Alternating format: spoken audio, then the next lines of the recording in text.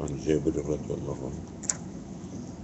Jabir, may Allah be pleased with him, reported that the Prophet sallallahu alaihi wasallam says, best dhikr is La ilaha illallah. You have this? Yeah, it should be before that, Abu Hurairah. Okay, go ahead. Bismillah, alhamdulillah, wassalatu wassalam ala rasulillah. Continuing in volume 2 of Riyad as-Saliheen, book number 15, the book of the Remembrance of Allah.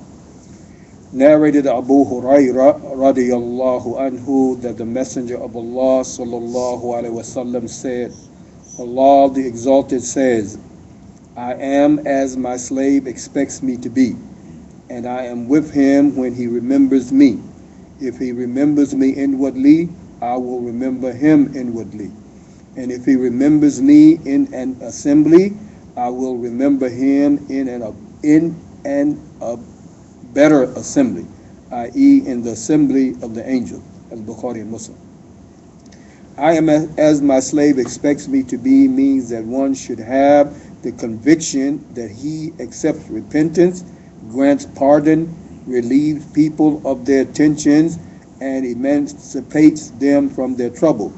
Along with this conviction, one should do good deeds which please Allah and avoid such deeds which have been prohibited by him. With this conduct, one should hope for the best from Allah. This approach is similar to that of a cultivator who plows his land, sows the seed, waters it, takes every possible care of it, and then cherishes hope for a good crop.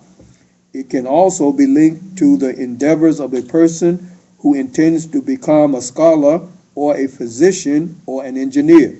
The first and foremost requirement to pursue his ambition is to study the books through which he can gain the required knowledge. For every work one intends to do, one has to first make a foundation and then acquire the means essential for it. It is only then that one can hope to achieve one's aim. Similar is the case of associating good hopes with Allah. Unless a person does not furnish the foundation of faith and good deeds for it, it will be unwise to associate good hopes with Allah. A slave who rather than serve his master runs away or annoy him and still hope that his master, being so kind, will not take him to task for his excesses would be called stupid by the people. The same is true of Allah, who is certainly the most compassionate, the most merciful and forgiving. But for whom is he so? The answer is for his faithful and obedient slaves, and not for those who are followers of Shaitan. For Shaitan and his followers, Allah's decision is that, as in Surah number 38, verse number 85, of which the meaning is, I will fill hell with you, Iblis, and those of them from mankind that follow you together. Narrated Abu Hurairah radiyallahu anhu that Allah's Messenger sallallahu alaihi wasallam said, the Mufaridun have gone ahead. He was asked, who are the Mufaridun? He sallallahu alaihi wasallam replied, those men and women who frequently celebrate the remembrance of Allah. Muslim. This hadith highlights the following 2 points. First, the eminence of plentiful remembrance of Allah. People who have this quality will be ahead of others in reward on the day of judgment. Second, people who remember Allah and obedient to Him, but they men or be they men or women will be rewarded equally in the matter of reward. No distinction will be made on the basis of their gender. Narrated Jabir radiallahu anhu that I heard Allah's Messenger sallallahu alaihi wasallam saying, the best way to celebrate the remembrance of Allah is to say, La ilaha illallah. None has the right to be worshipped but Allah. At-Tirmidhi. Since the Shahada is the basis of Islam, its repetition in abundance has the greatest eminence. Some religious scholars regard only La ilaha illallah as eminent, while others hold that the second part of it, Muhammadur Rasulullah, is also included in it. Thus, in their opinion, both these parts of Shahada should be recited together. Narrated Abdullah bin Bushr radiyallahu anhu, one of the companions said, O Allah's Messenger sallallahu alaihi wasallam, there are many injunctions of Islam for me, so tell me something to which I may hold fast.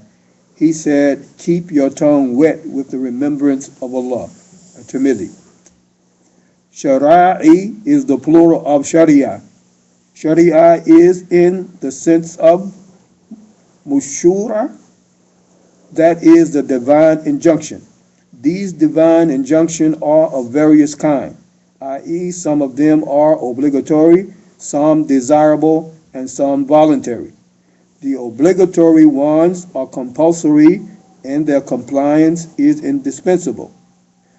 What is termed as mustahabat, desirable, are also highly important for gaining the pleasure of Allah.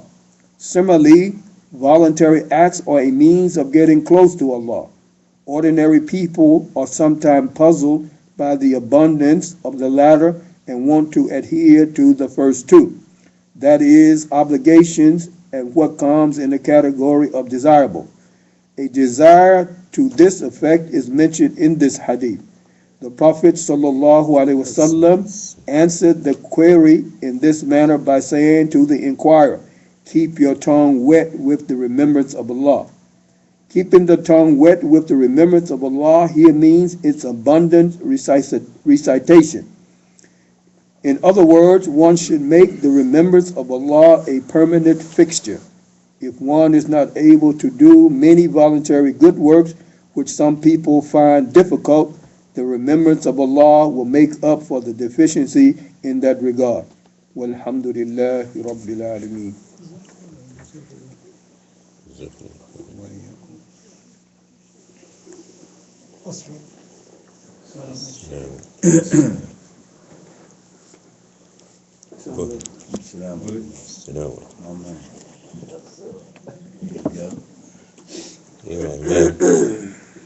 My man.